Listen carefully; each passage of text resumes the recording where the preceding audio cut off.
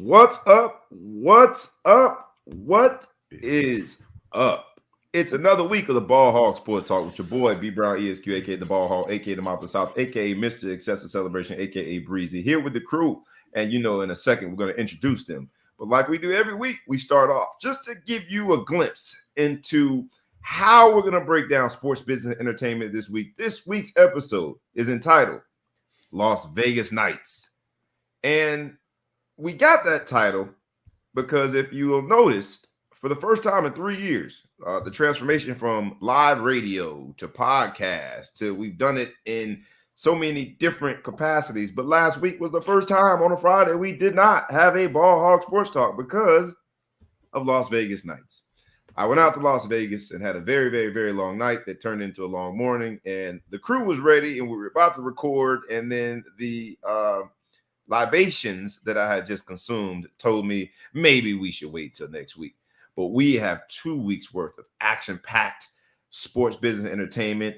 The Ball Hog Sports Talk. If you've never seen us before, welcome to the groove. It's where ballers and bosses get together to discuss sports, business, and entertainment. We only do it one way, rough, rugged, and raw. So fasten your seatbelt. It's Las Vegas Nights. Let's go. Wake up, wake up, wake up, and stay woke.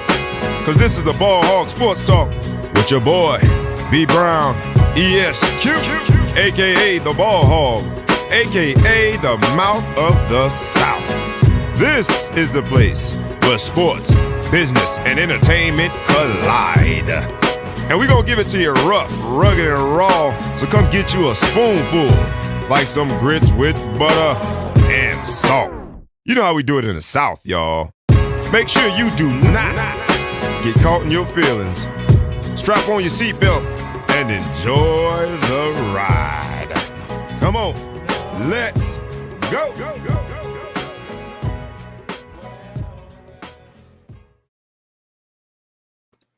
What's up, y'all? Hey, man, we are a week removed. We didn't do a Ball Hog Sports Talk last week because these doggone Las Vegas Nights, and we got some making up to do because the people want to know. I mean, hundreds and thousands of people, maybe not, but a few people did hit me up, say, man, why y'all ain't come on? People. Tens of people. We're going to get to the point where it's hundreds and thousands. Ones of my friends. My mom asked me. So you see, I'm dressed like a Las Vegas night, man. You know what I'm saying? I'm the type of dude, or pastor, or pimp. I know you got a few other man of leisure, but a man of leisure. Well, for me, it's a Las Vegas night. You seen the type of a spy from the 20s. So I could be all of that because in Las Vegas, you get to take on whatever personality you want. The pimp. I am one of those people. Shall I go on? Please do, because I embraced all of those personalities. I walked through the streets of Las Vegas. I had my doggone sports coat on, and I was feeling it. Fear no evil. But the libations turned into an impediment when it came to the show. So to all of the hundreds of thousands or tens and ones or whatever of people that missed us last week, we back, baby, and this is going to be a Las Vegas night. I'm just curious, when in Vegas or outside of Vegas, whenever you gamble, whatever it might be, what's your game? I'll start with you, Big Flow Show. What's your game and what's your approach? I'm kind of a blackjack guy. I like to go in there. I like to sit in the third base. I like to sit the last place. So if there's idiots that bet in front of me, I can see their decisions before I decide to double down or split and see a person that doesn't want to hit an 11 because they're scared. They had a dream last night or something like that. Because, blackjack people got to play by the rules. And if they get too far outside, they mess the whole table up in the moo-moo. So I like to be last so I can see how the goofuses are before me. All right. I like that approach, man. I like that approach. Sounds very productive, shall I say, Mr. Blackjack. Anything that you would add to that ETP? What's the game that you play and what's the approach that you take to make sure that you come out with that payola, that cash? How do you put money in your pocket when you in Vegas or when you have a Vegas night and you're just gambling? What do you do? And what do you play? Money hardly never goes in my pockets in Vegas, but I try, the longest I can enjoy the money in my pocket is probably when I play 3-card poker. Okay. But I like watching craps because it looks like a lot's going on, but it also looks like a group like calculus problem. I have no idea what's happening. but it looks like a lot of fun, and there's a lot of people involved. But I stick to 3-card poker. It allows me to get my few free drinks in. That There you go. Empty my pockets. Before NIL, before we could make money legally, hold on, let me make sure I reflect, make sure I ain't snitching. I ain't gonna be dry snitching. No, I could say this. We used to get per diem. That $20 per diem, that was legal. We were abiding by the NCAA standards. But the guys used to take their little $20 and they would play craps. And then you'd have people side betting on 6, 8, 10, 4, little Joe, everybody with the little side bets. And you would think that it would be a spirited game between brothers. It always ended in a fight. You basically guaranteed a fight was going to happen. Someone going to be mad. Yeah, I ain't throwing you the ball tomorrow because you took all my money. And yet we did this before games and had fun and called it a brotherhood. Some friendships, I think, came out of those gambling nights. But in 1997, I'm going to give the whole Ball Hog Sports Talk world a glimpse into my world. 1997, we played in the Weed Eater Poland, whatever it was called, whatever bowl that was, in Shreveport. What bowl is that? That's the Tax Slayer? Tax Slayer. I don't remember what the name was. That just shows you how much of a great bowl experience it was. But they had how old you are. Jack in the Box bowl or something? The Jack in the Box. Now, it was the I can't think of the name of the bowl in Shreveport, Louisiana. That's how bad it was. I mean, you compare that to Orange Bowl, some other experiences, and it was a bad experience in Notre Dame. It was a down year, Bob Davies. So we go in there because it's a down year. They allow you. First time I found this out, man. On a gambling boat, they allow you to cash your check at the doggone casino. I saw this cashier thing. It was talking to me, man. I had that bowl check. You know, this was before name, image, and likeness. So I used to get paid on the mileage. And of course, I was driving from San Francisco. So I got the mileage paid to me and cashed that check right there in Shreveport, Louisiana, man. I walked away with absolutely nothing. I remember the last few dollars I got down to the slots and I prayed and I said, God, you just pay me this time. I'll never do this again. I had a terrible week of practice, a terrible game, and a cold bowl game. And I lost all my money. And since 1997, I ain't gambled yet. So I ain't gambled since that day. I love hearing all y'all Bobby Brown doing in Las Vegas then. What do I do in Vegas? I mean, I dress up, baby. You know what I'm saying? I dress up and walk around. I'm the man next to the man losing all the money. But all my partners had these elaborate schemes of how they was gonna win money, man. Each one of them walked back to me with, I didn't work this time. So the house always wins. But in this particular day, Ball Hog Sports Talk, the house don't win, baby, because we about to gamble. We're going to talk about some big bets. We're going to talk about some Vegas nights. We're going to talk about some situations in sports business entertainment. Fasten up your seatbelt because here we go. Let's hop in with topic number one. It transitions pretty well. Mr. Calvin Ridley, on this particular day, on this particular episode of Ball Hog Sports Talk Las Vegas Nights, how dare we not start with Calvin Ridley, because Calvin Ridley has been suspended for an entire season. He's going to lose 17 games. Approximately $11 million in compensation because he bet the parlay, which included the Atlanta Falcons. Now, he wasn't playing in that particular game for the Atlanta Falcons, but that is the team he plays for. And the NFL has decided to punish him by taking an entire season away from him, $11 million. And I ask you, is it fair? Because in a space that you could play a fantasy, you play a fantasy team, a fantasy league that costs money, that you're betting on your team or players on your team. He didn't have any insider knowledge that would put him at an advantageous position over other people who he's betting against. As part of the collective bargaining agreement, you can play pay to play fantasy football. I don't know. I just made that up. Maybe I assume you can. How they gonna stop you from playing fantasy football? First of all, how they gonna know the same way they take away a season for spending $1,500. So you think it's unfair?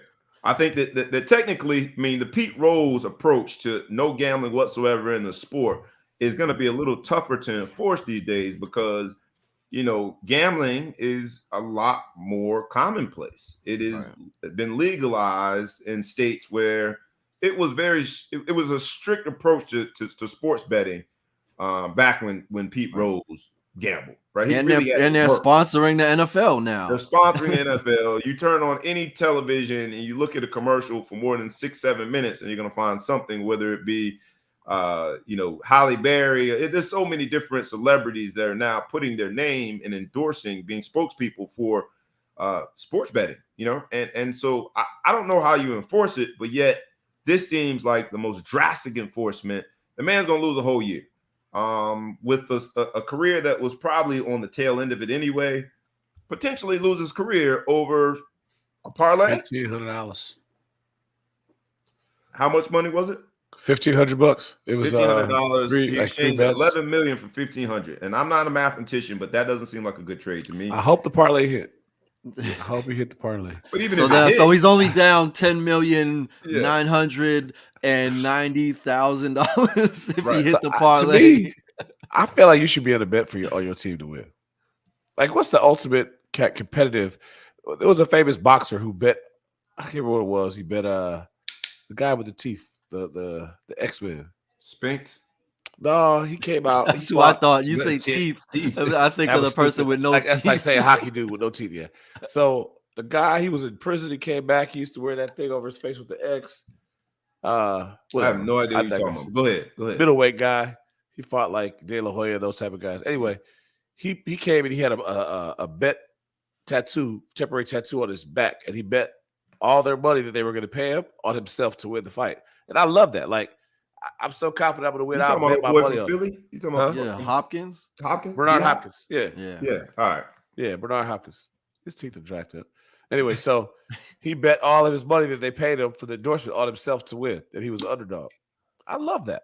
I mean, why Babe is that Ruth bad? calling a shot. Babe Ruth's the one who called the shot, right? But people calling a shot is sort of a bet on yourself, but it's not a financial bet. I don't think you should lose a year, especially in a league that my challenge is Calvin Ridley is going to lose an entire year of his career and the compensation that goes therewith. But you have people that are throwing women through walls, punching them dead in the face, that are driving, crazy speed limits under the influence or being intoxicated, and they lose maybe 2 games, 3 games, 4 games. An entire game, 17 games, seems a bit extreme. Yeah, I agree. I think the punishment is definitely extreme. That being said, it was a really stupid move. If you know you're not supposed to be gambling, how easy is it to place a bet without putting your name on it, right? Easy. You call your man, you call your assistant, you call your chef, whoever, I don't think he put his name on it, but they were able to. It was on his own phone. It was his phone. That's how he got caught. With the deal, their marketing deal they had. I mean, they said that there was that they would do some stuff to make sure that people weren't participating, and they just found and said, "Are you the same Calvin Ridley that played for the Falcons, Mr. Ridley?" Yes, that's me. All right, $1,500. At least bet $150 suspended for stupidity. Then stupidity. His was stupidity. Yeah, but that's still extreme, man. I think that there's. Go ahead. Extremely stupid. No, I think the punishment is extreme. I think the policy is the policy. If he, fine him, 10 times what he bet, or especially if he wasn't playing, he bet on his team to win. Just everything about it does not. It's just a really terrible scapegoat example. Like, if the idea is the NFL wants to use him to be, the beacon of morality and show that they are zero tolerance, like, there's plenty of examples that we have, and this one is too extreme. The same league where, the first thing I thought about was Albert Hainsworth when he played for the Tennessee Titans, stepping on a guy's face in the game. Yeah, with on his face, and he had to get his whole scalp. Yeah, an innumerable amount of stitches, and he did like 5 games. That man, and then he signed one of the biggest contracts in the history of the sport after the suspension. I mean, and there's so many players within the game that play dirty, and Ndamukong Suh comes to mind. He got paid twice after some of his less than sportsmanlike behavior. So yeah, I mean, but those acts to me are a lot less bothersome than dudes beating on women and still being. I mean, like I said, like I was about to say, they NFL time and time again shows you what they value. I mean, Michael Vick with dogs, banned him for years, and he's in jail. They don't want it there, whatever. But dudes beat the hell out of their girl, and they're back by the playoffs, right? Like women should. You can't blame them for picketing and being mad at the NFL. It's like the least offensive crime is to hit your wife. Out of everything else, you gamble, you're out of here. You take a knee, you're out of here. You mess with the dog, you're out of here. Hit your girl, shit happens. Right. Right. Sad but true. I do think that was very dumb of Calvin Ridley, but worth 17 games, I don't know. Let's hop into another topic. Same concept, right? We got Vegas nights. So we're thinking about the big bets this week. We're thinking about your approach to how you gamble. And this week in sports business entertainment, there have been some interesting approaches. And we got to see last night, whether it was foreshadowing, I don't know. But we got to see a marquee matchup in the NBA. We got to see the Brooklyn Nets travel to the 76ers. And the reason I make sure I'm explicit that the Nets got to travel to Philadelphia to play the 76ers is because that means a certain someone by the name of Kyrie Irving, because it's an away game, is allowed to play. So we got to see a Kyrie and KD lineup of the Brooklyn Nets face the 76ers with Joel Embiid and the beard James Harden. And the atmosphere on the court was electric, but even before the game, because Ben Simmons, who was involved in the trade, who we know notoriously did not work out in Philadelphia, who the fans have been pretty tough on.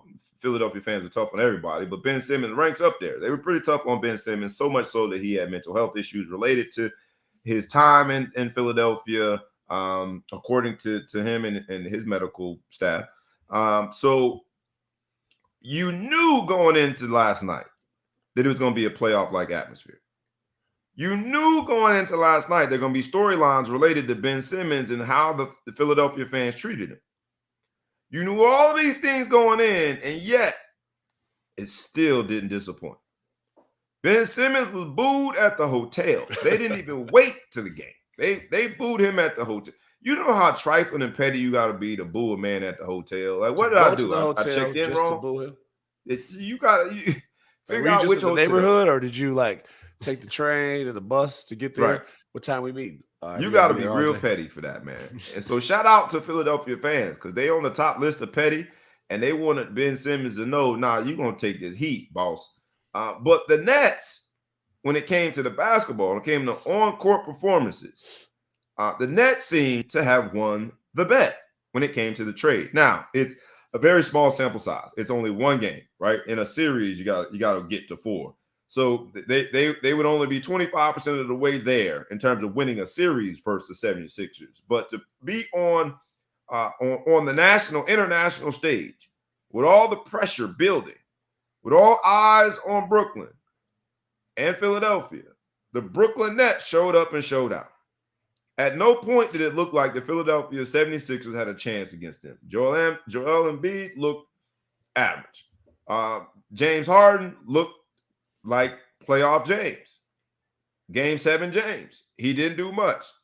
He was shy on taking shots. He was turnover happy. He reminded me a lot of, Ben Simmons in his last outing for the 76ers. And so now here we are. Again, it was a very small sample size, but they beat him by 30. They had him beat by 30 pretty much the whole game. Where does this fit in the whole calculus of trying to analyze this bet, trying to analyze who got the best of the trade, trying to analyze going forward who's going to win this bet? Ben Simmons was still on the sideline.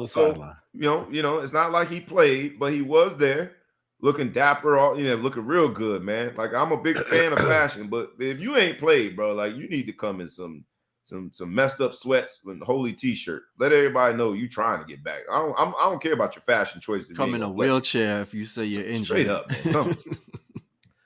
What did you guys see last night that tells us a bigger story about the bets that both organizations took? The 76ers and the Brooklyn Nets gambled on this decision. And there will be a winner and a loser. We all tried to say at the end of it, both teams won, and it sounded real good. But last night, we got our first bite of the apple, And let's get away from the politically correct. Both teams got better. Both teams couldn't win, right? That's what a trade is. Somebody's got to win. Somebody's got to lose in a trade. And even if it's just marginally and fractionally better, one team is going to be better off because of the trade. What did we see from last night that gives us any indication of who that will be? I mean, it's easy the Nets, right? It's not really much of a conversation. You win by 30, and the true gem of what you got in the trade is still not even there yet. You got Harden out there. He lost the weight. He thought he was ready to go. He's so happy. Now that he's away from the Nets, he always wanted to be in Philly. He's where he's supposed to be. You could get up for the occasion at home. That's scary. 30 points? Yeesh. And Ben Simmons still out there? Ben Simmons on the sideline chilling wearing his Louis Vuitton. What did you see, ETP? Because look, I said it too, man. Both teams got better. Sometimes we say some stuff, man, it just, because it sounds good, we say it. But we were lying. Both teams didn't get better. I never said that. So fair. the Drew gem of that trade, like I said, was Seth Curry. Like, Joe Harris is out for the Nets for the season. They got a sharpshooter in Seth Curry. He scored 24 last night. That's a game changer, right? And I mean, Ben Simmons coming into the mix, sure, it'll be good. I mean, Harden, I'm not surprised, right? Like, he needs to prove the same way like LeBron in the first half of his career. Everybody was questioning, his clutch gene and does he show up?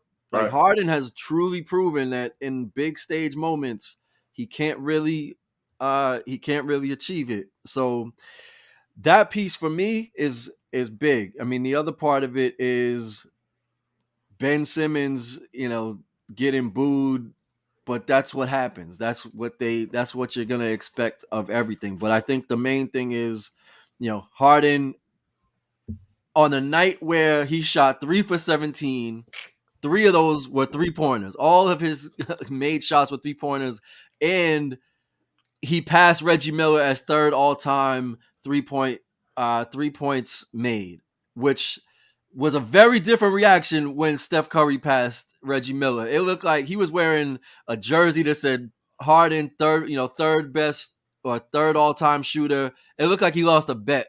Reggie Miller, it's like this whole list is questionable now that James Harden is in the top 3. And so that's the story that nobody's really talking about, but to think that James Harden is already in the top 3 of all 3-pointers made just shows you how much the game has changed. I think it's just proof that all money ain't good money. That's you can just sit out there and shoot the 3 all you want. You've never done anything. You never accomplished anything. You and Westbrook are the king of stats. They can't win nothing. They will never win anything. So it might be foreshadowing too. I think if the 76ers make the Nets make a run, I think the 76ers are pretty solid at 3. But the Nets could very well make a run and get to the 6th seed. And if that's the case, we could be seeing the same matchup again in the first round. As a Miami Heat fan, watching Brooklyn last night, there is no way I want no parts of that. I don't want no parts of Debo. Leave that alone in the first round. Like, at least give it some time, let it air out. Maybe somebody can have fatigue or, a little nicks and knacks, and you're playing a beast that isn't at full strength. At full strength, and they weren't even at full strength. They were at 90%.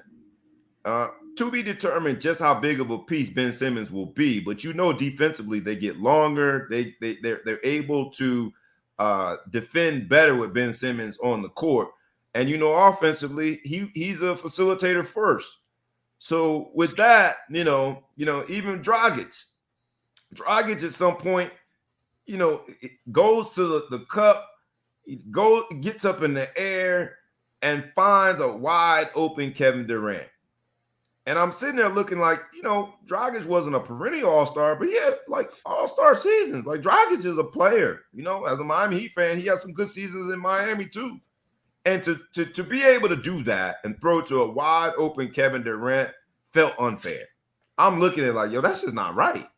But that's what the Nets can be. They are a juggernaut that I don't think any team would want to see early in the playoffs, because it could mean you're gone fishing early. Yeah. And it seems as though if they can go on a run, I think they've got a total of 5 more away games. So you're going to see Kyrie 5 more times. Since we had a Vegas night and had a week off, what we didn't discuss is Kyrie's had a 50-point game since our last show. A 50-point game. Well, that's the thing that'll be interesting. Like, I mean, Kyrie is he influences and controls the game even off the stat sheet. But when he drops 50, but everything goes through him. So it'll be interesting how, if Ben Simmons is actually facilitating the offense, how does Kyrie's never really played off the ball. So it'll be interesting to see how they make that work. Yeah, that will be. Kyrie played a little off the ball in Cleveland, but you're right. Primarily, Kyrie he puts pressure on your defense by having the ball in his hand coming downhill. I'm looking forward to seeing it. Not as a Miami Heat fan. As a Miami Heat fan, I don't want to see that. Not playing against it. I want to watch it as a fan, observing the game of basketball, because I think it could be brilliant basketball. You mentioned somebody in your response, Big Flow Show, and you mentioned them by the moniker of Westbrook. So let's get to that, because Westbrook is tired of hearing people say Westbrook. Who's Westbrook? You don't even know who Westbrook is? I know a guy named Westbrook to play for the Lakers. There's a Westbrook. Got two guys. There's a Westbrook who says, put some respect on my name. He say, put some respect on my name. He's challenging people like you that are changing his last name to Westbrook. He is recorded in an exchange with the fan, which isn't anything abnormal because he does that. But he's talking about, you're going to put some respect on my name, basically. He has gone public saying that his wife and his kids, he is discouraging them from coming to games now because, he doesn't want that last name, Westbrook, to be soiled by the fans. And it has gone so far as his wife now having an exchange with Skip Bayless, and is this a lot to do about nothing, or does he have a point? Because look, you call him Westbrook, does he have a point? No, you get paid millions of dollars to do something, put the ball in the basket, play some defense, have some highlights. If you don't do that well, people are gonna say mean things to you. Get over it. He said it a while ago. He's rich. He doesn't care what people think. He said that earlier this season. So what's changed? Now you can't take it? We should stop? But now he's not talking about him personally. Just to play the defense attorney here, he talked about his family being impacted by that because they are not being paid millions of dollars to put a ball in the hole and make plays and receive criticism. The family's not being paid to do that. Only one person in the family is. So what his statement was more about the impact and implications of those comments being hurled at him largely by LA Lakers fans. Let's be fair. It is his own fans, the Lakers fans. But they're saying it in a public forum where his kids are within earshot and his wife is going to naturally defend her husband. And now he's saying that that's presenting a confrontation such that he thinks might be dangerous or, embarrassing or even, deflating for his kids and his wife. So what is coming out public going to say? You're going to make everybody stop? Everybody stop it. Yeah, I don't know. I'm just asking, does he have a point? I think there's two levels to it, right? Like death threats and, personal, like true personal attacks on family members, etc. Like, yeah, that might be crossing some lines, right? Like, but that's the history of how sport, like if you want people to cheer for you, then you have to accept that people are going to boo for you. And if he's really worried about people disrespecting his family name, then he should increase his field goal percentage because he's making his whole family look bad right now. Very good solve for that. Shoot better. Right. I guess let's not make it about Westbrook specifically.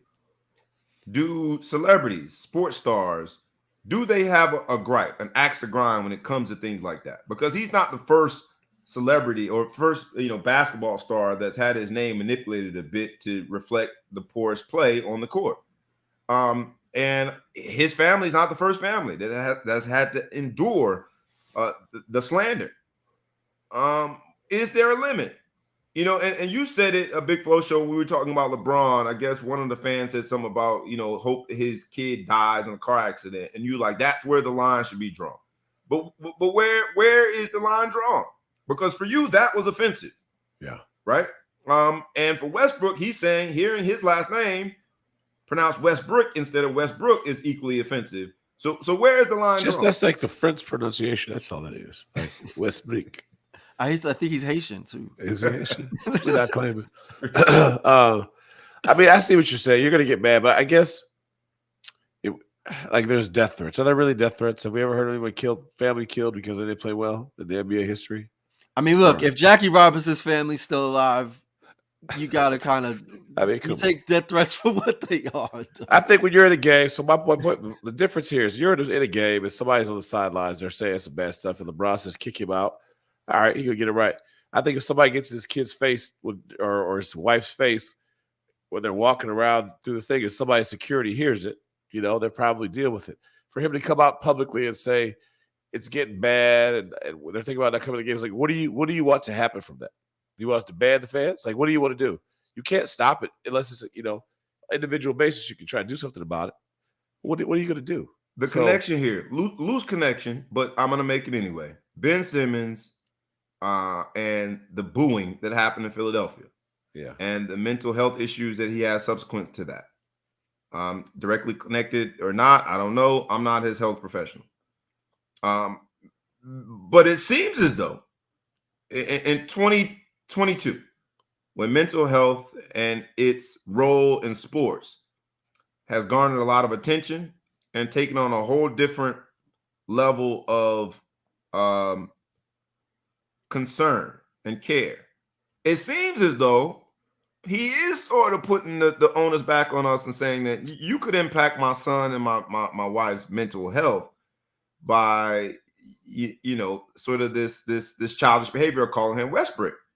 Is that fair? Because look, when it comes to the athlete, I give it to you. On the athlete, I think if you're directing anything at the family, anything at the people that are not the ones being paid to perform, then it's questionable. Isn't right? Westbrook doing sometimes that? Sometimes the family will be in the stands going back at the fans too, right? Like, so if we have to draw that line, then it's like, okay, then there's no communication, there's no family section, there's no connection between, you draw the line between fans and family, or fans and associates of the players. But if you're all going to participate in that, obviously there's a potential every individual is going to operate differently. Everybody thinks cheering and booing have very different complexions. I went to a football game at Giant Stadium with my son, who was probably 11 years old at the time, maybe 10. And we had on Patriots jerseys, Patriots Jets. That's the story. Just got messed up. And we're walking, and grown men look at us and say, fuck you, while my son is right there. Like, that shit's out of line. You gotta learn sometime. But at the same time, that's how people treat sports. And right? how did you handle that? I gotta be honest, man. That's why I don't really do the whole wear jerseys to games. I wear colors or something, because I'm from the Let's-Throw Handsville section of Fort Lauderdale. Don't try me. I ain't rocking like that, man. Like, I don't. First of all, profanity. I don't want my son learning profanity from you, beer gut Billy, who happens to be a Jets fan. Like, I would rather introduce profanity in a way that I can control it as a parent. He hears enough about how you talk to his mama. He don't need to hear anybody on the street say his first FU is supposed to be in the middle of her telling me to do the dishes. That's supposed to be it. But nah, I would have an issue with that. How did you handle it? Like, I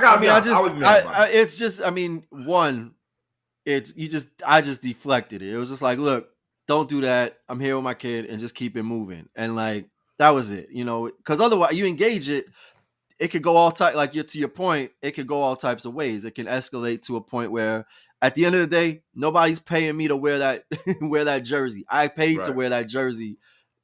My livelihood is not dependent on how I represent this this brand of an organization, right? Right. So Guys I don't can take work sports on it. that seriously. I think Some you hit it people right do. though. You said, "Hey, look, let's stop that. I'm with my kid, please." You know, like more of a compassionate, like like being an adult. I think Westbrook. It's all about what does he expect, right? So when you get out, you complain and say, this is terrible. Like my kids can't come to the game. People are doing stuff.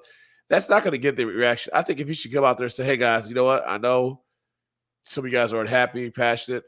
Hey, boo me, say whatever you want to say to me. Please leave my family alone." If you do it more of in a compassionate way, people might do something different. He said that. He said that. He was like, leave. He's like, look, man. And he said it. He said the teacher in school talked about just how proud his son is of the name Westbrook, how he writes it everywhere. And he did try to lay it out from a compassionate standpoint. He's like, so for my son to come to the arena and hear them manipulate the last name to Westbrook, I don't want him in that situation because that's what you dream of, is your child to be proud of his name. And he did. He tried to make it compassionate. He did. All right. See, I caught the Cliff Notes where it was like, it's getting so bad. It's more of a complaint. Sam, at the end of the day, what they gonna do? You got me all that money. Buy a box. It's part of the job. Like, buy a box. There are some things that are just gonna be part of this job. That's part of the job. Box. Wear headphones in the box. Do all of that. He gets too much money for me to really trip. So that's more of the name calling. But there has been more substantive discussion too. There's a man by the name of, let me think of this guy's name. His name is Irvin Magic Johnson. And I think this particular man, baseball player, he's pretty prominent in Lakeville. Isaiah Thomas. He's pretty prominent in Lakerville. Would you say this guy Irvin Magic Johnson? Pretty prominent. Well, this gentleman by the name of Irvin Magic Johnson says that if the Lakers fail to make the playoffs, the Russell Westbrook trade will be, and I quote, the worst trade in history. So outside of the name calling, here's something more substantive. This particular gentleman also at one point had an executive role in the LA Lakers organization. Does not anymore, but he was a part of the decision maker. So to hear this particular gentleman with so much prominence in Lakerville, with so much cachet in terms of business dealings, sports related and non-sports related, but to make a sports related statement about the sports business. Y'all know what this is. This is where sports business and entertainment collide. To hear him say that this would be, if they don't make the playoffs, the worst trade in Laker history. Do you agree? That's a lot. It's tough. It's tough. I mean, I can't think of the only other big trade, and I don't even know that it was a trade. It was Shaq, right? Like that wasn't even a trade. I don't like what the Lakers don't. When he went to Miami, when he went. That was the worst. When he came to LA. Oh, got it, from Orlando. All right. I was gonna say when he went to Miami, that's what the clouds parted. And there was a heavenly light that glowed down on that man. And he knew he was going to go win him a championship. But I digress. That was my preacher in me. See, the jacket played well in my evangelistic role. But to hear Magic Johnson say it'd be the worst trade ever, and I don't think he said NBA history. I think he said Laker history. But the Lakers don't make big trades. Like, and who did they give up? They gave up Kuzma, KCP, and Montrezl Harrell. Montrezl Harris. So it wasn't like they gave up Herschel Walker. It wasn't like they gave up the whole team. Or was there some picks involved? Yes, and trades. Kuzma was a young big piece. That Kuzma had to go. He had to go. Kuzma was a liability. It's just funny though. Everybody that leaves LA gets better. Julius Randle, Lonzo Ball. Julius Randle got so much better. It's like you forget that he was even with the Lakers. Yeah, he was. He got so drafted much by the better. Lakers. Yeah. That was a bit harsh though. When I hear people pile on, that's when I start feeling a little sorry for it. Maybe, I don't know, they tug on my heartstrings. But to hear the arguably the greatest Laker ever on the court, who is, I think, undeniably the best Laker ever from a business standpoint off the court, make that statement, that's got to mess with your psyche. It hurts a little bit. If you're Westbrook and you hear that, that's got to mess with your psyche a little bit. And the thing that throws me off is there's somebody that seems to be absolved from all of this who had a big role in it. LeBron James. LeBron James. He better not speak about LeBron though. That other shit. They'll take Magic's. I mean, in the same His week credentials. LeBron had 56, he also turned down what would have been probably the ideal solution in a game against the Rockets, go to the basket. He gets absolved from everything, man. I was a LeBron James fan for 4 years. When he wore a Miami Heat jersey, he was my guy, right? I was a fan just like everybody else. But I'm also very keen on how hypocritical we are with LeBron. LeBron is the reason that Russell Westbrook, I'll say it properly, Russell Westbrook is in LA. Yet this entire team is architected by LeBron James. Anthony Davis is in the operating room right now in LA because of LeBron James. Like, that's it. Don't you think we kind of absolve him from this? Yeah, Because I mean, he they were wants talking the about GM at the role. trade deadline. He's all upset at the Lakers management and how nobody made any moves. You've made every move that was made, you co-signed or you made happen. With Westbrook, that wouldn't have happened. They were going to sign DeMar DeRozan, who's basically an MVP candidate right now. Yeah, he is. Not basically, Instead, he absolutely you is. pushed for Russell Westbrook. So nobody's talking about LeBron as the GM because ultimately all of these decisions were made as a result. Like AD, they Even gutted in his the Nike team for commercial, AD. he tells the younger LeBron how he got to take control. Right? You want to win championships? He's like, all right, we going to the league. So, man, I like that he really commercial. on it. I love that commercial. Cryptocurrency, baby. Is that what it's for? Yeah, crypto.com. All right, sometimes the best commercials, you don't even know what it's for. Yeah. It's imaginary money, baby. I wanted to make sure we at least acknowledge, though, LeBron had a big role in it, and LeBron is, I think he's sort of hiding from the reality that this is the team you put together, right? Yeah. You got Melo, who deserved an opportunity to be in the NBA. He deserved to be back in the NBA, but playing a prominent role for the LA Lakers, who we thought at the beginning of the year were going to be the odds-on favorite to win the Western Conference. I don't know if he deserved that role. Yeah.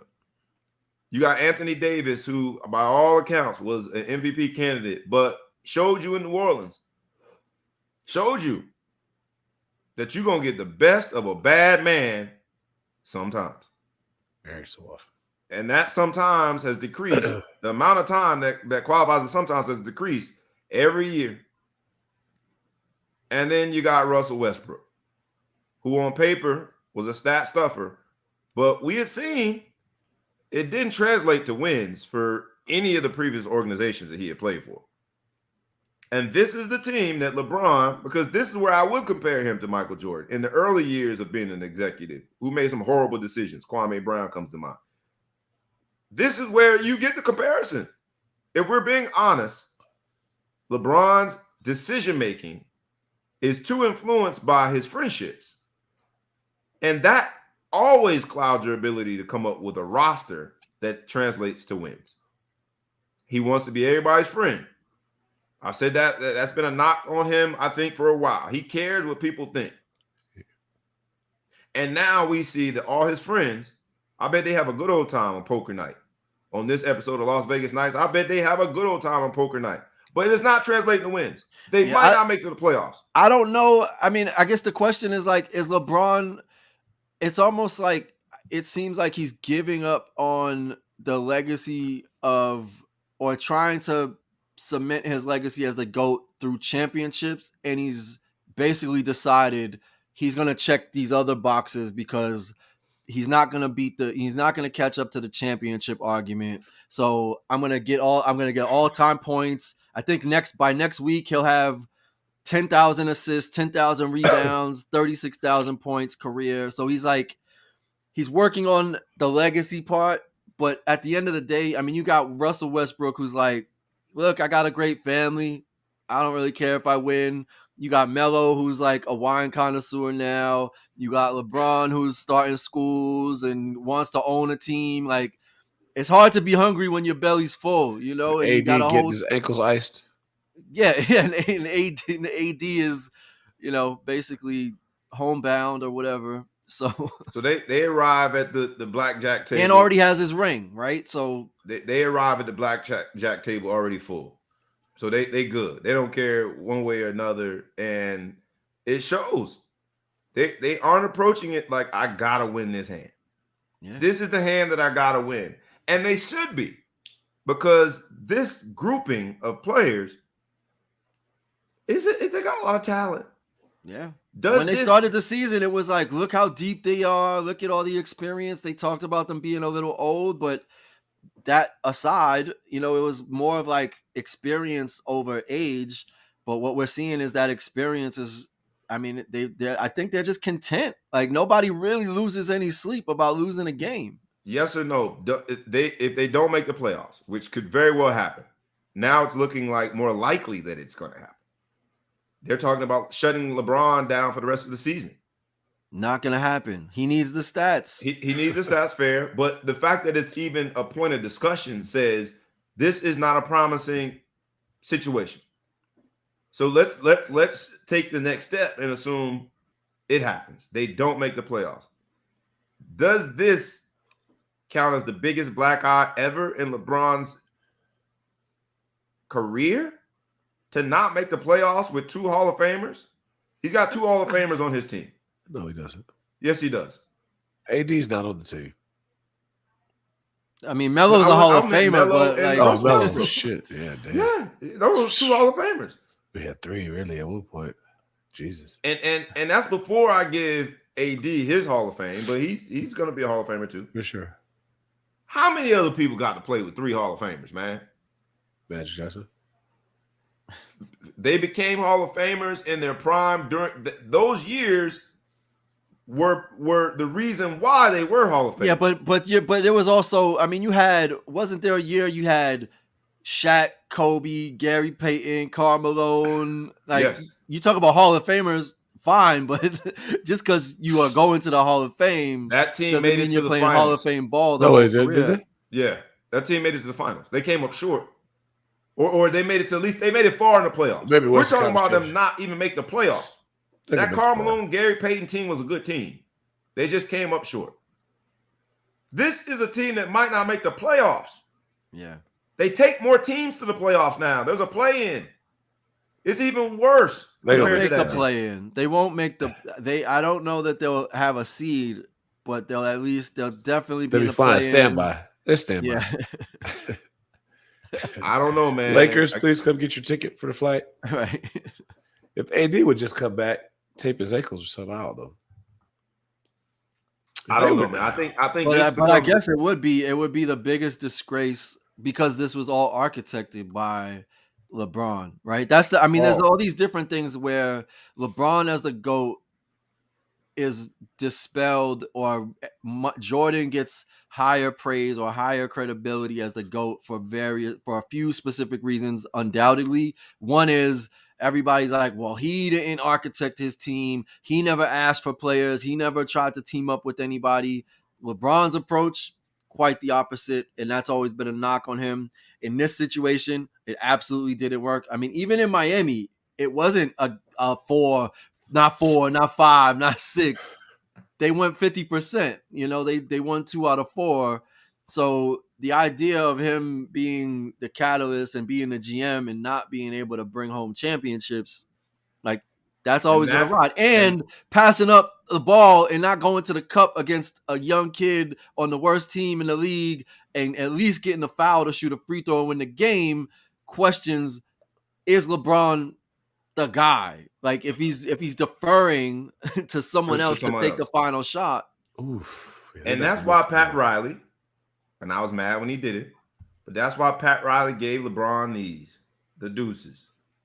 Because LeBron wanted to be making the decisions that shaped the roster.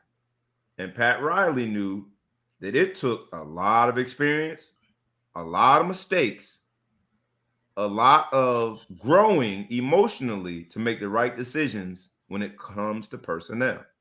LeBron wasn't ready for it, and Pat Riley gave him this. Like, nah, man, you've done well by us, but I'm making the decisions around here when it comes to personnel. And maybe Pat Riley was right. The Lakers have allowed him to influence who's on that roster. And now we see the bad news Bears, the broke down Bengals. I don't know what we want to call them. The old head Oilers, whatever name we want to call them. The Westbrooks. Right? The West Coast Westbrooks, whatever we want to call them, we very well might be calling them a non-playoff team. And LeBron's going to have to wear that. And that's the part that I think that gets a little cloudy. We absolve him a lot. Let's hop in quickly, man, because there's been a bunch of quarterback signings in this episode of the Ball Hog Sports Talk, which is going by the name of Las Vegas Knights. Let's talk about some other bets. And this would be a perfect time to pause and ask everyone, like we do every week, humbly, please like, please comment, please share, please tag a friend, tag a foe, tag anybody that you know, and please subscribe to both our YouTube channel and to the podcast and whatever formats you consume your podcast. Please subscribe. All right. Now that we got that particular mention out of the way, let's get into some more conversation about Vegas Knights and some other bets that are taken this week. This Ball Hog Sports Talk is where ballers and bosses get together to discuss sports, business, entertainment, and there was some business that happened in the NFL this week. The business of the quarterback position was in full stride this week. The business of playing quarterback included Aaron Rodgers finally sort of kind of making a decision, a $200 million decision. And the impact of that, you had Russell Wilson and the Denver Broncos making a decision to say bye to Seattle and hello to the Broncos. A decision that was also impacted by Aaron Rodgers because they waited until Aaron Rodgers made his decision. And then you had the Washington Commanders, which just still doesn't sound right. Washington Commanders doubling down, and they bet on red. When I say red, I mean Carson Wentz. They bet on the redhead himself. I say Winston. Wentz. That's how bad it is for me now with him. Once considered maybe once in a lifetime, once in a generation quarterback, he's now on his 9th life. And it's going to be played out in Washington. With the quarterback transactions this week, with the teams making big bets when it comes to these quarterbacks, who do we think has made the biggest investment and who's going to get the best return on their investment when it comes to the big checks that were just signed this week? Well, go ahead. I think the best situation is Denver with Russell Wilson. Like stacked roster. Very roster. And Denver, like they did it with Peyton Manning. And Russell Wilson has a lot more miles left on his engine than Peyton Manning did when Peyton Manning was just a dude snapping the ball. That's what I'm saying. So but they know how to bring the star in and they know how to get it done. So I'm looking forward to see Denver really. It's ironic because now they're also going through a sale, in the next year or so of the team. So it'll be interesting how it all plays out. But I think the Packers made a bad decision. It's hard to not sign Aaron Rodgers, but that roster, what are they going to do with the roster? They have no more money. You saw what happened to Kansas City. Kansas City can't get over the hump anymore because they can't pay, all the rest of the rest of the personnel. They should have won that game. I mean, they've been to the conference championship. They didn't, but that wasn't a roster issue. Kansas City should have been in the Super Bowl. They gave away the church's money. Like they say, boy, giving away the church's money. In my evangelistic suit, they gave away the church's money, but they should have won the game. So I if you're comparing them to Kansas City, I would say maybe Green Bay made the right decision. Put all your money in the middle of the table and bet on your quarterback because we didn't see a single Green Bay didn't get there before they paid him. But maybe that's because he was still reluctant to make that extra play because he didn't have the bag yet. I mean, he's gonna be he's signed now till he's 42? How old is he? He's 38 now. They signed him to a 4-year, $75 trillion. Tom Brady changed the game. 38's the new 28, man. It's true, but Aaron Rodgers been hurt more than Tom Brady. Tom Brady was out a season. Aaron Rodgers been in and out. And also, we'll see, man. I think it's Tom Brady was it's a too genius. big. But I just Brady, hope Lamar Jackson gets a big ass check now. Yeah. Huge. Yeah. In the same week, and we didn't even have this on the lineup, but Lamar Jackson basically said as a black quarterback, the standards are different. And sometimes the payouts are different. So I was happy to see Russell Wilson almost changed back You to gonna call NBA. Westbrook? Russell Westbrook. Almost called him Westbrook. Russell Depends on how he Wilson. plays. The worst thing is you were chewing on it, and I almost said Westbrook, to help you finish the word. Russell Wilson got his payday. What do you think? I'll go to you, Big Flow Show, man. A bunch of quarterbacks got paid, man. A bunch of quarterbacks got paid. This is boring podcasting, but I have to agree with him. I think that Russell Wilson trade is solid. I think Denver, he's a good quarterback, underappreciated of what he's achieved over the years. I think he's going to go there and he's going to light it up. He's a good guy to have on your organization. He doesn't get in any trouble. He's a positive, influence. And I'm happy to see Green Bay Packers bet on Aaron Rodgers. So hopefully they don't pay anybody else. And one of these days, the Bears, not that the Bears did anything to help themselves, but maybe the Bears can beat them one of these days. But I hate Aaron. I kind of didn't want to see him anymore. But if it's a bad decision on their part, then I'm happy for it. Here it is. Every time we're trying to have a good, positive football conversation, Ray. Somebody go talk about the Bears. Ray, that cool refreshing drink. So you believe in that this decision could impact the division positively for all the other teams? I don't know, man. I gotta disagree with y'all, man. I think that Aaron Rodgers has been the best quarterback in the NFL for as long as I can remember, and it hasn't translated into Super Bowls. Only one. And so I think the standard's such that if you're going to be mentioned with the greats like Joe Montana, then you need to win Super Bowls. And I think that a little carrot to dangle in front of somebody in order to get them to achieve that objective is to put the money on the table. Now, the Green Bay Packers, I thought, did a poorest job of surrounding Aaron Rodgers with talent for the longest. They've done a little bit better. Tom Brady, as you mentioned him, ETP, Tom Brady was a genius because wherever he went, he made sure that the offensive line, not wherever he went, he only left one time, but he was very vocal. First time and he also took less money. He took less money to make sure that the men in front of him could protect him. And the same thing in Tampa Bay. He went somewhere that he knew he was going to be on his feet and not on his butt and on his back. Aaron Rodgers and the injuries that you mentioned, you kind of knew they were going to happen because he was running for his life. They've done better with shoring up their offensive line. I think that this is the right move, and it's almost back pay. He's been underpaid. Aaron Rodgers has been underpaid, and it's almost back pay. Aaron Rodgers is going to go right into a front office job and be a Green Bay legend, a mistake that they made when it came to Brett Favre. Right? It's a mistake that they made. And I think they're trying to make sure they don't make the same mistake as an organization to have one of the best ever to play the game at the quarterback position. They're making sure that he's at least paid not only for what he can do going forward, but what he has done in the past and been underpaid for doing. And I think it's the right move as a Green Bay organization. Will it translate into another Super Bowl? I don't know. But those are hard to come by.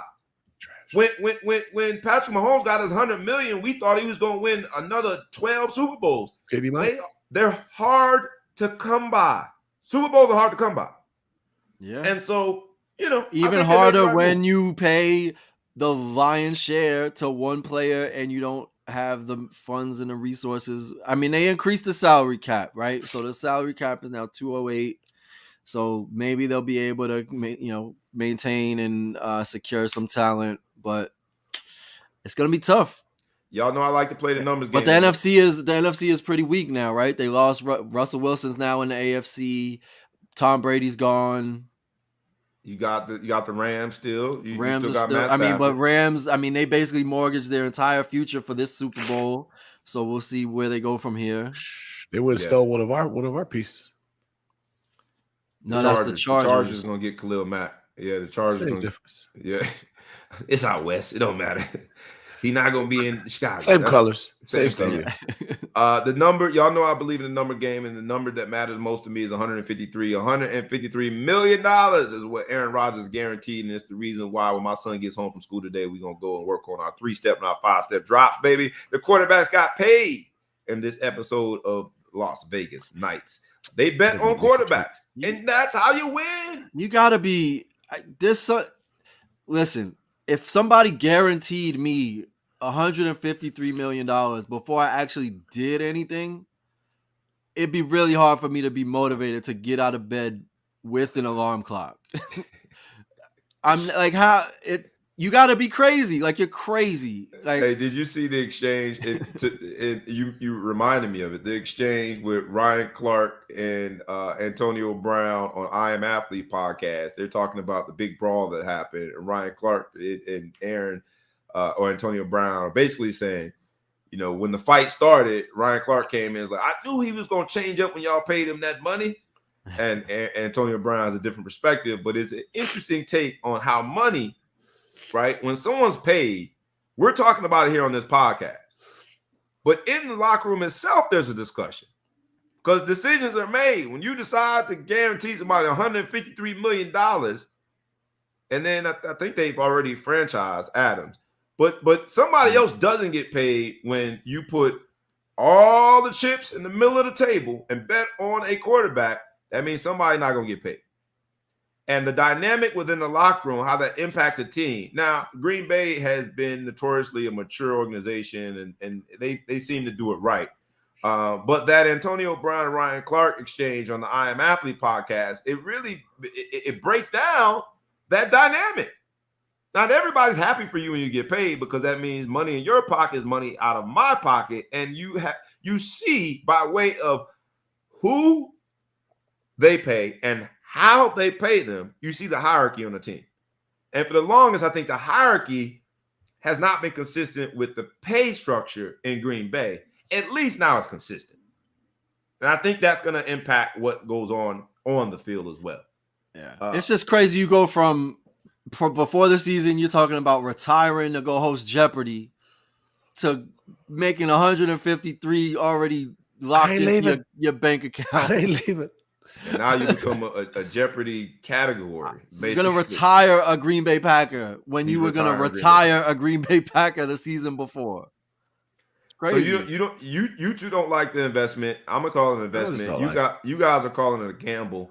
We shall see, man. I think the Green Bay is just as poised as anybody. You still got a division that is just weak. Sorry, but not sorry. Big Flow Show. So you've got, 6 games. Facts. You've got 6 games that are almost they don't go into any of those 6 games as underdog. No. Fair? In a 17-game season, you got it hurts you to admit that. Don't say I think you said guaranteed. Don't say that. I guarantee. Guaranteed. That's nice. That's real. This is Las Vegas Nights episode, brother. We got $209 million to spend too on our cap too.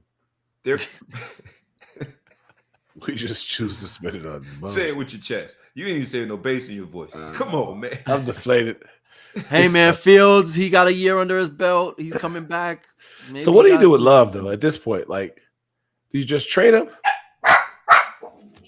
Or if you're Love, are you happy? Are you saying, look, I got fresh legs. I can play till I'm 50 because I haven't been tackled since I was in college 10 years ago. The dog got excited about trading Jordan Love, but I don't think any other team would. Everybody knows your scraps, man. Ain't nobody sitting here waiting on your scraps. And I think Jordan Love is in a tough spot because we haven't seen a lot of him. And when there were prospects of Aaron Rodgers retiring, then the conversation shifted quickly to Jordan Love being able to take the baton and run with it. And by all accounts, he was exposed. There are rumors from within the locker room that says he ain't ready. The entire NFL, right, the powers that be talking to others, Green Bay folk, and getting the rundown and the lowdown on Jordan Love, it suggests that he ain't ready. He got to be on his second contract, though, right? This is his 3rd year. I think this is his 3rd year. He's a first rounder, so you got that extra year. He's a first rounder. Google it. What was it? Fourth year, probably. I don't know. Either way, he's right. Do they re-up with him, or do they just? They're definitely not going to re-sign him early. I mean, he's in a tough spot, right? I think that's why you had to get the deal done this year with Aaron Rodgers, so you know what we have going forward. And I say hats off to Green Bay for getting it done. I might be alone in that, but I say hats off to him. I mean, I congratulate them for being able to keep him. I just think they paid too much money. You think they paid too much money for him? This is not Jordan Love's second year. No, he's going into his third or going into his fourth year. Fourth, it had to be. Yeah. Let's talk about quickly, man, NFL Combine, because we in this Las Vegas Nights episode and talking about people gambling, the NFL draft is going to come up. And the handicapping is largely dependent on what you see, both on film, game film, as a collegiate player, but also in the assessments. The NFL Combine was the first, the second, because you had the All-Star game, Senior Bowl, and the like. And then now the second phase of that assessment process is the NFL Combine. The third phase will be the pro days at the respective college campuses. But the Combine's a big one. It's the pinnacle of assessment. It's where we all go to see who's going to be the next star. First, I'll ask just a simple question, yes or no. Do you think the NFL Combine and the results therein are good indicators of who is going to succeed in the NFL? I'll start with you, ETP. Yes or no? Do you think it's a good indicator? I think there are indicators, right? There's, in terms of the interviews, I'm sure they learn a lot about the players, in terms of their disposition and situational questioning and all of that, in terms of physicality, athleticism. But I don't think football, depending on the position, it's not about how much you bench press. It's not about how fast you are. They're indicators of skill and athleticism, but not how you're going to perform. And it also doesn't speak to your work ethic and your hunger and anything like that. It's just a pure test of your physical ability and some, mental capacity as well. But so, based on that, but I will say, if somebody runs a 4.240 and they need to have that speed, it's important, right? Right. Big Flo Show, you and I have been in that world where we all wanted the NFL invitation and all that. Now that we've been removed from it, now that you have just been amazing to remain a Bears fan for so long, depending on seeing how bad y'all are, and you've seen whether or not it's good performances. I can't even hardly say nothing. That's the worst part. I wish I could come back at you, but I'm like, all I can say is Cleveland. And we getting better. Cleveland getting better. Cleveland Clowns. So would you say that the NFL Combine, the assessments that happen there, do they give you a true indication of, is that going to be a good NFL professional football player? I'm going to say, just since I had to go over it, no. I look at it like this. The Senior Bowl is by far much more important to me. The week of practice, not the game itself, but the week of practice, seeing how you compete against the best, one-on-ones, doing different things of that nature, how you throw the ball, the coverage, picking up new schemes and stuff like that. I think it's a much better indication. I wish they could just do a report on how many people got discovered in the Combine and flew up the ladder and how they did. How many of those people turned out to be a bust. I remember there was a receiver he ran like a 4.2 and they got drafted by the Raiders. Never heard from him. Well, there's a reason why he was running a 4.2 and you hadn't heard who he was. Right. I'm more impressed with the guy that, what's the defensive end that played for Baltimore from Arizona State? Real unattractive. Suggs. He ran like a 4.8. Real unattractive. Just for the record, Mr. Suggs, and all of your strength, my name just is know Bobby that I Brown. didn't call you unattractive. Some people call me Ellis Reed. But anyway, he had like 20 sacks his senior year, and he ran a 4.8, so he didn't get drafted. He ran a 4.8 when he got the 20 sacks. So what are we doing? We disqualify people because this quarterback from Pitt, they say he's got small hands. You loved him a while ago, but suddenly now his hands, the ball still came. Those little hands impressed you enough to think he should be a first rounder, but now you're going to say he's not a first rounder because his hands are little? So, it's too many people that get credit. All these people ran 4.2. And if you don't know who they are, well, they ran 4.2 last year. This Carson was the Wentz fastest NFL Combine ever. By far. I think on the record. machine was messed up. I'm just going on record. I think the machine was messed up. You think? But Carson Wentz, here he comes. Where do you go to Wyoming? Carson Wentz went to North Dakota State. North Dakota State. Yeah. With all these measurables, they loved him. They got to be the guy. Now we're starting to wonder. There's a reason why he's at North Dakota State with all these measurables. Did he grow in college? Did something change? It just, I feel like time and time again that the NFL Combine disqualifies somebody who turns out to be great, or it boosts somebody way up the board, They had some guy that I think the Bears picked him. He jumped out of a pool, from a squat position. They thought he was going to be this great guy because he's a freak athlete. Never did anything. Like, okay, if that's part of the game, jump out of pools. People get so impressed at this time of year with.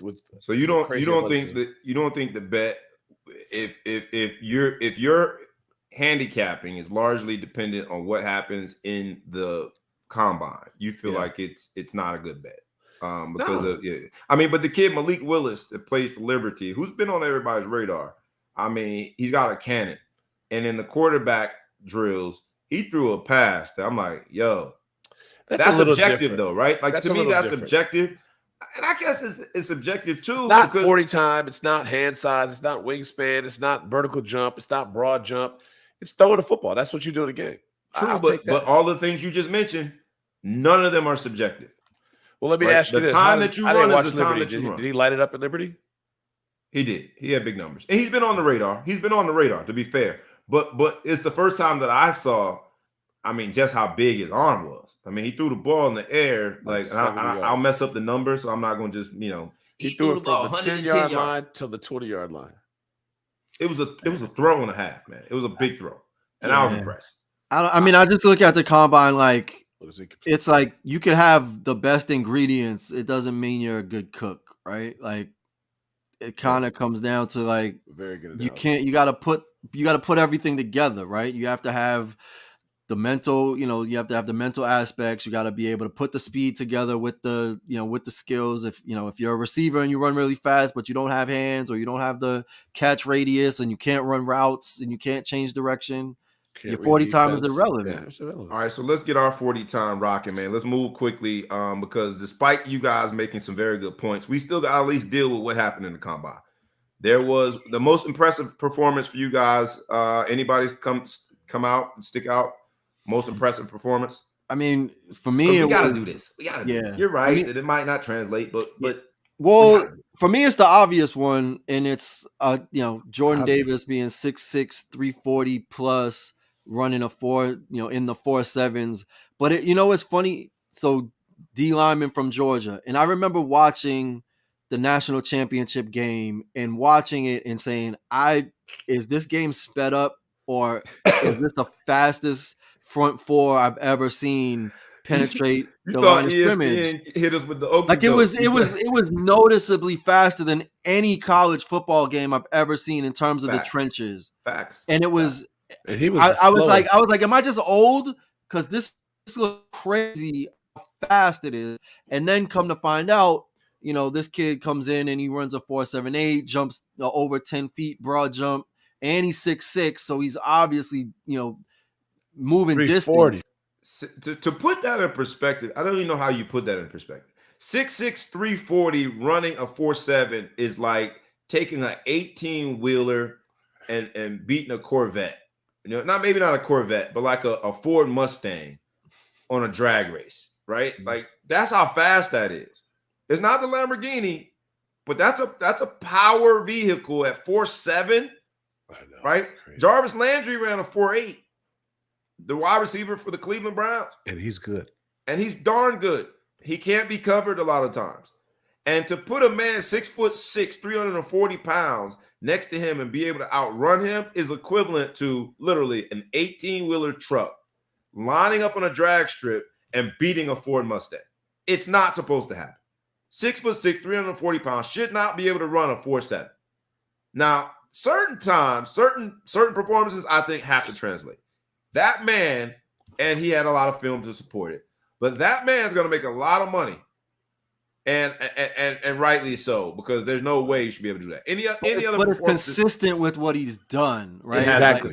That's you were surprised he was that fast, but you're not surprised he was fast, and that's just like, oh man, maybe this dude he was killing out there. Everything he shows athleticism, but that's what he showed on the field. So. The rest of their D line, I think one guy ran a 4.6, the other guy ran a 4.5 something. So those three are their D linemen for Georgia that came out this year. I just want to see him get put on a team that actually exploits that, right? Like drop him into coverage or use that speed. Relax. Why not? Why not? Zone blitz? Why not? He could do it.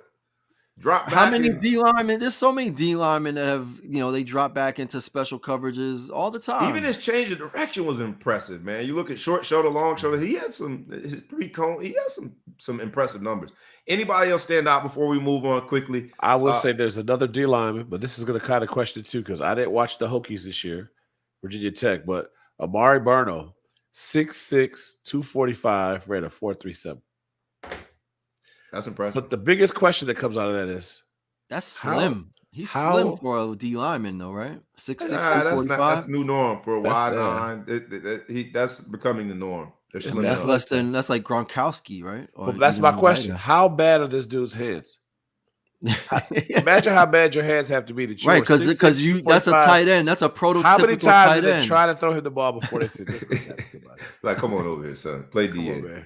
Because they had to be like, just could you throw it to an underhand? See if you can. Right. Fucking come over here. Punt it to him. Let's get into the other story of the NFL, man, quickly, because it is just gossipy. But Jerry Jones, there's a new lawsuit. Apparently, allegedly, we can go to allegedly, not apparently. Let's go with allegedly. Allegedly, he's got a daughter out there. Jerry, about 25 years ago or so, was, he had a different type of Jerry's World. Jerry Jones could be featured on Jerry Springer this week because I don't know if there's a paternity test related to it, but allegedly, there's a young lady out there who says that Jerry is that's my daddy, Maury Povich, that's my daddy, and Jerry paid off the mother years ago, hundreds of thousands of dollars to not say anything, but I guess that money, while going to the mother, didn't necessarily translate to the child's confidentiality, and here we are. And I know that Dan Marino was discovered a few years ago, and he ended up losing a CBS job because he had a different family that his wife didn't know about. I'm only talking about because we have to. Let's get in and out of it because I don't want nobody gossiping about me. That's what Jerry thought he was doing. My fault. Too soon. Try the veal. Should we even talk about it? Should we talk about this? Just for a second. What do you think? Big I Flo just think him and Robert Kraft, saying they just let you know that they can do what they want to do. But only in America can you sue your dad because your mom got paid off some money and you feel like you got shorted from the real cash. You can go sue your dad and say you should have paid my mom more money would trickle down to me. I don't even know how that works. I'd like to see the wording of that, but shame on him for fathering children out there. I take being a dad real serious, all jokes aside. It's just unfortunate that it has to play out like this for both of their lives. You know what I mean? Yeah. Just step up, man. That's all I got to say. And for his own kids' lives, man, because his kids are hearing this story too, and I assume for the first time. So, although she might have been sending letters and sending DMs, I'm your sister. I don't know. ETP, you get last word on it before we move into some other topics real quick, man. Lightning round. What do you think about it? Should we even talk about it? Jerry and his potential other family or his other child. I mean, it's hard. It's personal. That's personal business. So I'm not that pressed to talk about it. What I will say is, I can't imagine that Jerry Jones lawyers will not steamroll this entire situation. Maybe they'll pay her off. Maybe she'll get a little bit of money, but the fact that now her name's in the public, I wonder if she's really prepared for if this does become even more of a major story. If she's prepared for what because look, Cowboys fans are crazy. So yeah, if she becomes an enemy of the Cowboys somehow because of what this does to Jerry Jones, I don't know that she recognizes what type of situation she's putting herself in, and maybe she'll get a few $100,000. I don't know how the laws work. How do you sue somebody at 25 for not being your dad? You didn't take me to basketball practice, so I need at least 50 mil. She said it's not for the money, but there's a dollar amount. There is a dollar amount because there's a line. It's not about the money, but if you give me, when I tried to hit save the field, it was a required field, so I just I had to put a number in there. But she said it's not motivated by the money. But to your point, that the Cowboys fans are crazy because every year Jerry Jones tells them that this is our year and they believe it. So, well, what's the motivation? Otherwise, he's not going to prison. He's not going to go. He's not going to go play catch with her. She wants a relationship with her dad, man. I don't know. So I sue you. I'm gonna sue you to be my dad. Sometimes finances have a way of connecting people. I don't know, man. I don't know. I'm repeating what she said. She said not motivated by the money. You come over for Thanksgiving? Yeah. In this episode of Las Vegas Nights and the Ball Hog Sports Talk, the crew, we got to talk about Coach K, man. Coach K in his last game, I thought it was wonderful that the Carolina Tar Heels upset Coach K in Cameron Indoor. And I was the only one. I watched it at an AAU tournament. And everyone was like, oh, man, I feel sorry for him. He's about to lose in his last game. I laughed. I was like, this is perfect. This is how rivalries really take on a whole nother life of their own. Like, they thought they used to hate Carolina before this game. They're going to really hate Carolina now. Carolina had no business beating the Tar Heels, and they didn't beat the brakes off of them, but they beat them handily. They made all the shots, and the two most dangerous groups of people in the world. The first group is someone who's got everything to lose, and the second group is someone who's got nothing to lose. The Tar Heels had nothing to lose in that game against the Blue Devils of Cameron Indoor, and they played like it. And unfortunately, the Duke Blue Devils, great team, probably get a 1 seed. They're not going any lower than a 2 seed in the NCAA tournament, but they play like they had everything to lose. They played tight. They played tense. They're in front of all the Duke greats and legends. And I mean, the ticket prices got up to like $80,000 for one ticket to go see this game. And you look at all of the money that's into NCAA basketball, and that's a whole different conversation. $80,000 for one ticket. Yeah, that's the one thing I thought when they lost. I'm like, damn, somebody paid $80,000 to watch their team lose badly. But it wasn't even all Duke fans. I mean, $80,000 was going for, it was a who's who amongst celebrities too. But who paid $80,000? They paid $80,000 to see the Tar Heels play. No, they paid $80,000 just to be in the arena. Right, but who would pay that money? Somebody that wants to see Coach K coach his team, right? I can't imagine somebody paid $80,000 because they're watch them lose. You never know. Davis fan. Yeah, well, yeah, because if you wanted them to lose, you are thinking that there's no chance they're going to lose to North Carolina today. Although I gotta question the AD. He had all year to get Mercer or somebody like that to be the last game. But that's every year. That's every year. Their AD, their athletic director, they moved on from Kevin White, and they've got Nina. I can't think of her last name, but she's my classmate at Notre Dame. They've got a young black female who is their athletic director. Shout out. She should have got some young. They do that every year, though. Every year, Carolina is the last game. They do that every year. Well, what do you think practice was like the next day? And practice? Duke. You talking about practice? Like what? Is Coach K is like, this is the last time I'm gonna coach you all. Coach K, you just ruined my day. I had 100 old players that brought me national championships, and you guys can't beat an unranked North Carolina Tar Heel team with a rookie coach who we just beat by 30. You're running for 6 weeks. Look, and afterwards he apologized to the fans for losing, but they had this whole ceremony set up, and he was gracious. But you look at Coach K's run at Duke, and while this is, a bad week, to have lost to Carolina, he had such a great career, man. So shout out to Coach K. Shout out to all the players that played for him. While we all, and I say we, I think I can attest for all three. Well, I'll just say for me, we hate Duke, man, and everything it represents, Duke basketball. You can speak for me on that. Yeah, but we respect it. Right, we hate it, but we respect it. And Coach K is the biggest catalyst behind what Duke basketball has become. And I think he also is an example of if you give a coach an opportunity, because he came from Army when he was like 20-something years old. If you give a good young coach an opportunity, look at what they can do with it. And I hope, not to make it about black and white, but to make it about black and white, I hope young black coaches get that same opportunity, man, because he did wonderful things with that program. And shout out to him and a great career. Coach K, but I'm kind of happy North Carolina spoiled your last hurrah. Let's go with PrimeTime, man. Quickly, Dion, PrimeTime. Not only does he cover the rest of the world, right? They say water covers 75%. Dion covers the rest of the world. And he did so on what we found out to be 2 really bad toes he amputated this week. And I'll leave that there because that's a real disgusting image.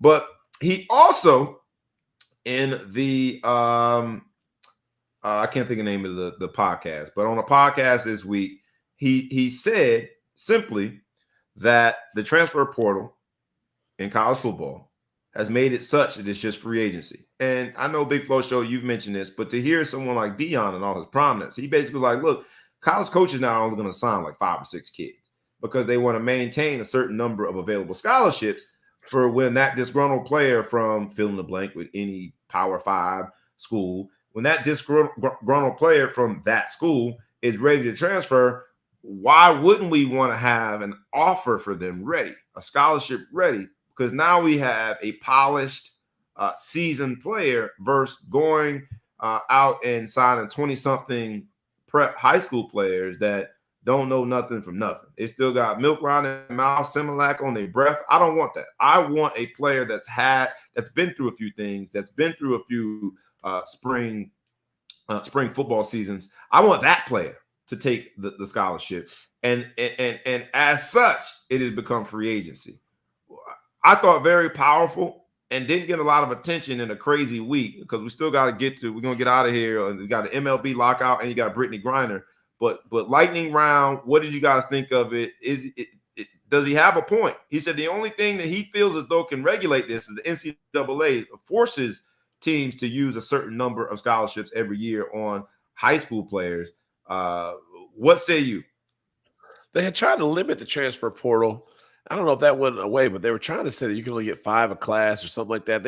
I think that's what they're going to do, is as opposed to forcing the high school, they're going to have to tighten up the transfer portal on how many guys you can get transferred.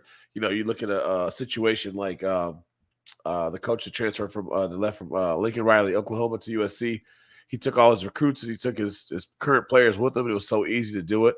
They're going to find ball and went home. Yes, so this is a good old boy network, so they're going to find a way to protect the good old boys and say, all right, well, if you leave, you can only take like 3 dudes with you. You know what I mean? There's going to be some sort of rule in there that's going to prohibit some of the transfer stuff because it is becoming so free agent, and it is going to kill the high school athlete. Now, there's still going to be programs out there that they want to build up, and they go through that way, just like some people go through the draft. Some NFL teams go through free agency, same with the NBA.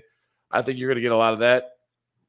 But when you get that coach that's early in his career, that's trying to win now so he can go get the next job, that dude's going to be all transfer portal all day long. He's just going to try to pick up these pieces, and that's where it's going to really kill a high school athlete. Like, Dion said he only had 5 or 6. Eastern Michigan, at the early signing period, I saw they only had 5 kids.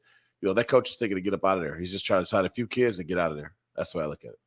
Yeah. ETP, and I'll say this, Big Flo Show, when it comes to Lincoln Riley and him going to the USC, that's the one situation where I'm fine with it because the player decided to go to Oklahoma and Lincoln Riley was a large part of that decision. From that standpoint, I'm okay with it. If your coach goes somewhere else and you want to bounce because you're wed to the coach and not necessarily the university, I understand that a little bit more than I do just a blank check, which a lot of these colleges have now, and using it whether proactively or reactively. Because I think that a lot of players are in the transfer portal because they get the nudge from the coach and like, hey man, it's time to go. It's time to go. Yeah. And so that's I have more of an issue with that scenario, not a coach changing teams. ETP, you get final word on it before we go home on something different. What do you got? Yeah, transfer portal is now free agency. What say you? Yeah, it's just crazy that the predictability of your roster is greater in the pros now than at the college ranks. Right. Like the coaching staff are changing, the players are moving around. Like it's a very hard reality. The idea that, the fact that you have to actually even continue to recruit people that are already on your team, if you have a linebacker who's not happy with them, the amount of snaps or the play calling, they could, head over to to another conference or whatever, and you still got to keep them interested. Just from a recruiting standpoint, a retention piece that was never part of the conversation. You were happy to be there. Now these teams have to make sure that the active players are happy enough to stay. Like that's a whole other layer of responsibility that just makes it even that much harder. But it's good because now the players can get what they need, most of the time, right? If there's a player that really is a bad fit, they can look somewhere else. And a lot of time, I mean, coaches and organizations and systems kind of make or break people's careers, and this opens it up for them. But it is free agency. It's chaotic, but there's benefits and there's also detriment to it. Yes. All right. Well, the 30-second MLB lockout. It looks like they are going to go to play. They're still going to have the requisite number of games. Is that a win for the league or a win for the players? I'll start with you, ETP. This whole back and forth that basically resulted in I'll call it a stalemate or whatever. I got to look at what they agree upon. But is it a win for the players or a win for the league? I mean, it's terrible that it dragged out, but I guess it's good for the league because they're back in business, and this is gonna be, aside from there potentially being a world war actively, it's gonna be the first real, normal summer we've had in a couple years. So to be able to go out to a baseball game, they still need to correct and improve a lot of the things with the game to continue to grow it. That was the big issue, was owners were cutting into salaries because of the lack of growth of the game. So they're these traditionalists and these purists. It's good that they've been able to agree, but I think it's just indicative that they continue to stifle the growth of the game and they're not making changes. But the idea that they're willing to outlaw the shift and make the bases bigger to make it more, harder to start, easier to steal bases, because all of the things that have basically made the game, not as appealing to the spectator. It's good that they're arguing about them. I just don't know how much it's actually gonna, tip the scale to, make it America's pastime again, because it's generally, boring to the spectator. Big Flow Show, who wins, the league or the players, or do they both lose here? I mean, the fact that the players are playing and getting paid or whatever, I think that they win in that situation. I think, but everybody wins when you think about the fact that you avert the strike, right? That doesn't help. The strike doesn't help anybody in the long run. I think that Ellis hit some good points. It's like the problem is really just the game of baseball is people aren't really as interested as they were. Back in the day, it's kind of boring. You can watch the game on the radio and get the same action as watching it on TV. So at the end of the day, it's a boring game. They had to find either steroids or juice the ball or juice the bats or something to keep it exciting. Now they clean that up. Now they're trying to make bases bigger and trying to do different things there. Next thing you know, they're going to be doing the 16-inch softball so they can hit ball easier. I don't know what they're going to do, but I'm not a big baseball fan. It's just I find the game boring. So I think I'm a loser in that situation because now I got to watch baseball. All right, a great perspective. I think that they both win here because, like you said, the Big Flow Show and ETP, we're gonna be watching baseball. I'm gonna start trying to watch more of it. My son, because of the school requirement, they have a class called sport. They got to choose a sport in the spring, and he's playing baseball for the first time. Never played before, and it'll be interesting to go to a game. Maybe I'll get more into it. I'm trying just because for the people, y'all, for the people, for the Ball Hog Sports Talk faithful. I'm trying to get more into baseball. I promise y'all I'm trying to, man. But man, I sometimes I be wanting to just watch for aspiring young athletes. They've got the best union, as you can see. They do. and their pay is guaranteed. All right. I know that we're gonna say goodbye to the Big Flow Show. Any parting words before ETP and I finish in the last segment? We're gonna let you go here. Any parting shots before you get out of here, my brother? No, you guys have a good weekend. Get to see my son tomorrow in spring ball practice. Got his first touchdown in practice. First touchdown in practice. I probably watched it at least 50, 11 times. Somebody found it for me on IG. Shout out to my man D.I. Mitchell for pointing that out on Instagram, because you'll know if you don't have college age kids, he don't tell me nothing. So I said, how was practice? He said it was fine. I didn't know you scored, and they put it on Instagram. So anyway, happy about that. So look forward to next week talking about March Madness and everything like that. Look at the conference championships this weekend. So take care, y'all. Enjoy your weekend, my brother. Enjoy the time with your son, man, and tell him that he's got the biggest fan club in the world right here at the Ball Hog Sports Talk. We'll be watching closely, man. Appreciate your contributions as always, my brother. I appreciate you. All right, now we got to go home with this. And now, and then there were two. The Ball Hawk Sports Talk, my man ETPL's the producer. We said goodbye to the Big Flow Show because it all centers around this last topic. Brittney Griner detained in Russia for hashish oils, which seems like she must have had a vape pen or something, but it was considered illegal. And I just, there's an article that I shared with you guys, and she was she got second in MVP voting this year.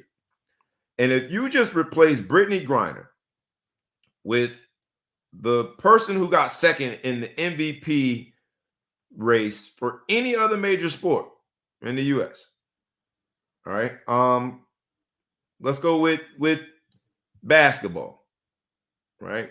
I don't know who got second MVP last year, but probably maybe LeBron was second. Or up there. Or Giannis. Who won it last year, actually? Who won MVP last year? Joker won it. So Giannis probably was second. Or let's go NFL. NFL was probably what? Tom Brady was second. NHL, it doesn't matter which sport. MLB, the person that was second in the MVP running, or it's called Cy Young or Golden Glove, whatever they were second in, that's a prominent name. Brittney Griner, when it's all said and done, will be top 10 ever to play the women's basketball game. Safe to say. Easy. NCAA not champ, question. Naismith Player of the Year, WNBA champ, right? She's got a lot of years left, probably going to be an MVP at some point in the WNBA. Olympic gold medalist. And yet, it's almost been mum's the word when it comes to Brittney Griner being detained in Russia, a place that is now in the throes of the most divided and hotly contested world situation on the globe right now. And yet we're barely talking about it.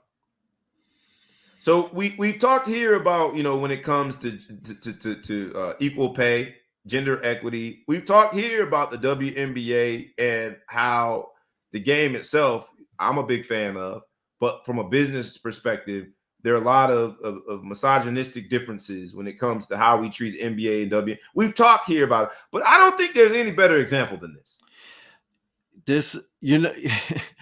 There's a few reasons why this is a crazy example, right? So she's only in Russia because she doesn't get paid enough by the WNBA. Right.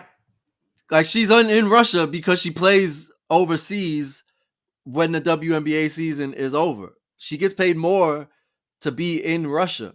She's a superstar in Russia. That's where considerably more. Do you that's think, where she do you earns think her that's money. why the WNBA is sort of, they haven't been hush about this, but this is a marquee player for your league. Yeah. And you're right. She's only in Russia because your league pays, insurance salesman money.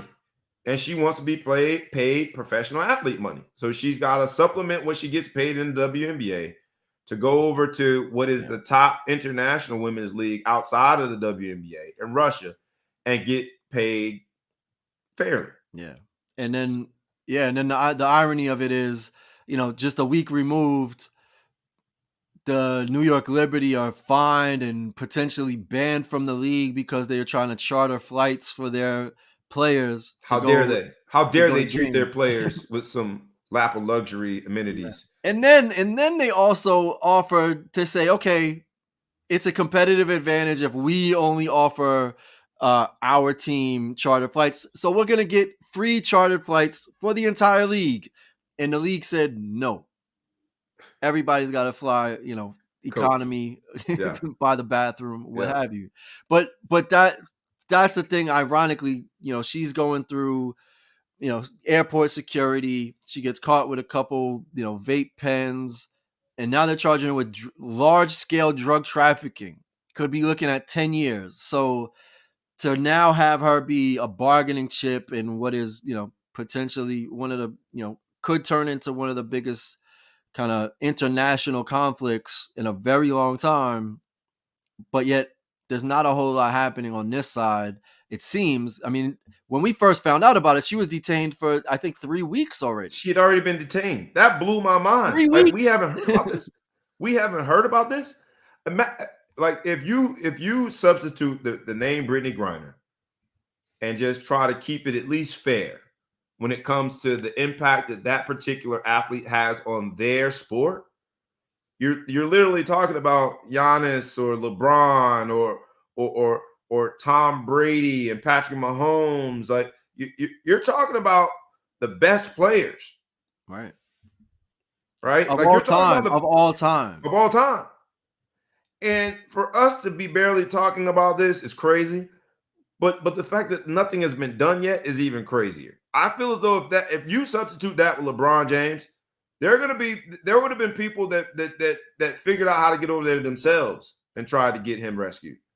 There would have been fans that would, like Adam Silver would have called a few people and they would have been on a flight over there, armed and ready. I mean, LiAngelo Ball got out of China faster than Brittney Griner. Three UCLA men's basketball players got out of China for shoplifting faster than Brittney Griner for having a vape pen. So for those who whether you heard here on the Ball Hog Sports Talk a conversation about we got to dive into the inequities when it comes to men versus women's sports. There's a misogynistic approach to business that permeates sport.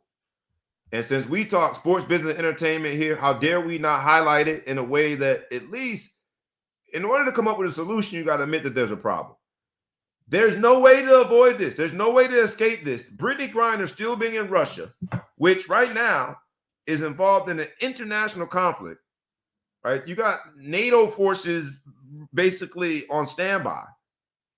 For Brittney Griner to still be in that region of the world under these circumstances is, I think, maybe the best example of how misogynistic we approach sport in this country still.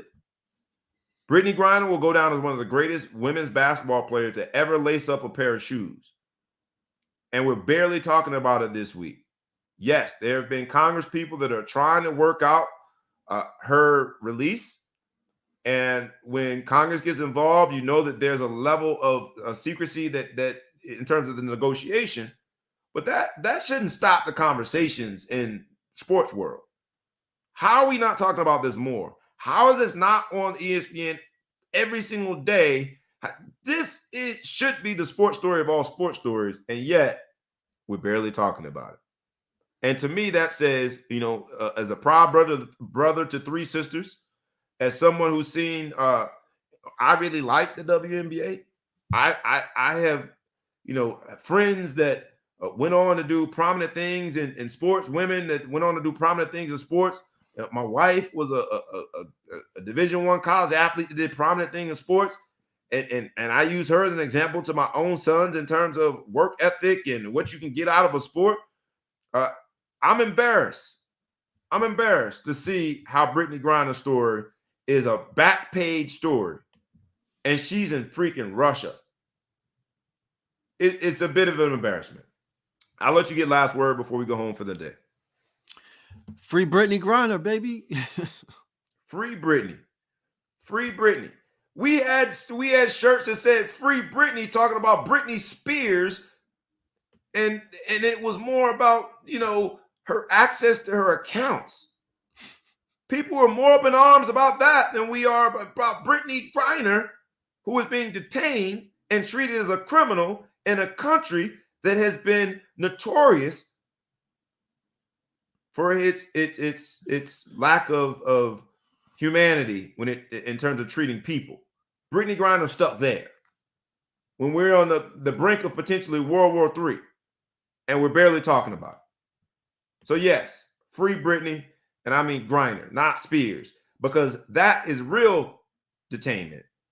And she's in a real bad situation. And it's time that we start calling a spade when it comes to how we cover these stories. And it feels very misogynistic that the Brittney Griner story is not the story in sports. When we have a undeniable sports superstar, celebrity, well-accomplished athlete at the top of her game, in her prime, detained in Russia, and we're barely talking about it. It's crazy. Free Brittney. And we'll leave it there on this Vegas Nights. Any parting shots before we get out of here for the day, ETP? Enjoy your weekend. Good to be back. Good to be back after 2 weeks. Thank you, everybody, for listening and watching. Indeed. All right, y'all. For those of you who are new, we appreciate you joining the journey. We appreciate you putting your seatbelt on and enjoying the bumpy ride that is the Ball Hog Sports Talk on every single Friday morning. Despite that we took a hiatus last week because of my Las Vegas Nights, I own that. I'm not going to hide away from the fact that we skipped a week, but we promise not to do it again. We talked about how a lot of the sports organizations are all in. They're betting on a particular person. They're betting on a particular strategy.